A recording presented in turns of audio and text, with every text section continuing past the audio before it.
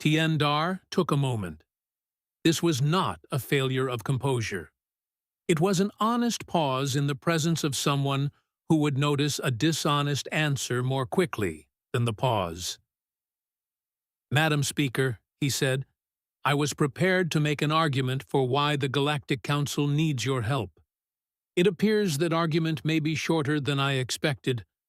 What the Council is prepared to offer, and I speak with full authorization, is this."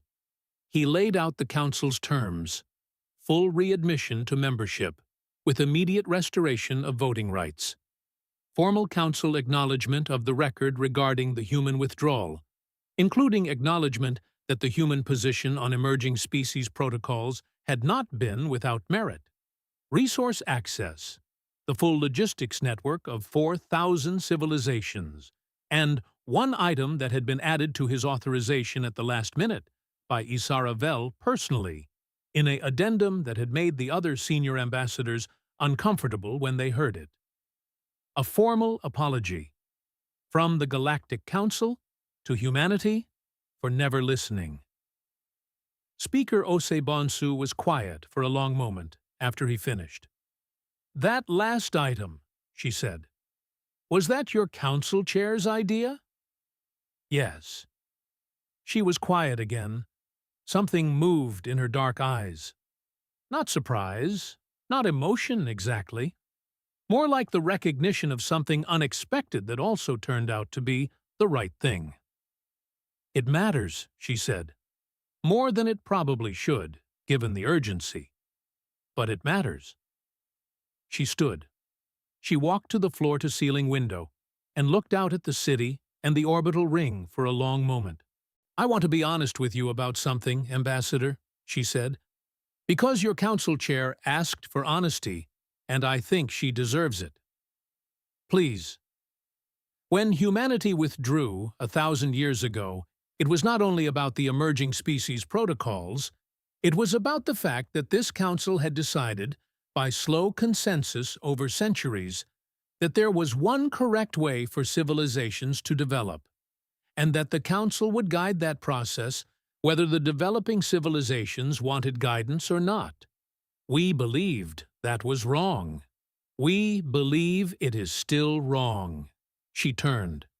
"We are not going to help the Galactic Council and then watch the Galactic Council go back to doing what it was doing. If we do this, if we come back, if we fight this fight alongside you, things will be different afterward. The Council will be different. Not because we demand it, but because 4,000 civilizations will have just learned something that no committee resolution could have taught them. That there are things in this galaxy that will end your world and not argue about it first.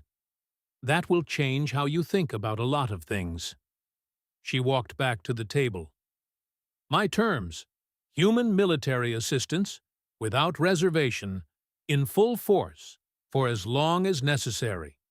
In exchange, full readmission on the terms you've described, and a commitment, formal, binding, enshrined in the Council's founding compact, that the emerging species protocols will be revised with human co-authorship and genuine equal standing. Not advisory, not consultative, equal." She sat down. "Do we have a framework?" Tiendar had 4 arms. All 4 of them, for one moment, were still. "Yes, Madam Speaker," he said. "I believe we do. And that's it for today's episode. Thank you so much for tuning in and spending this time with me. It really means a lot. If you enjoyed this conversation, do me a quick favor. Hit that like button, and if you haven't already, subscribe so you don't miss what's coming next. It genuinely helps the show grow and lets me know what you want more of. Thanks again for listening. I'll see you in the next one.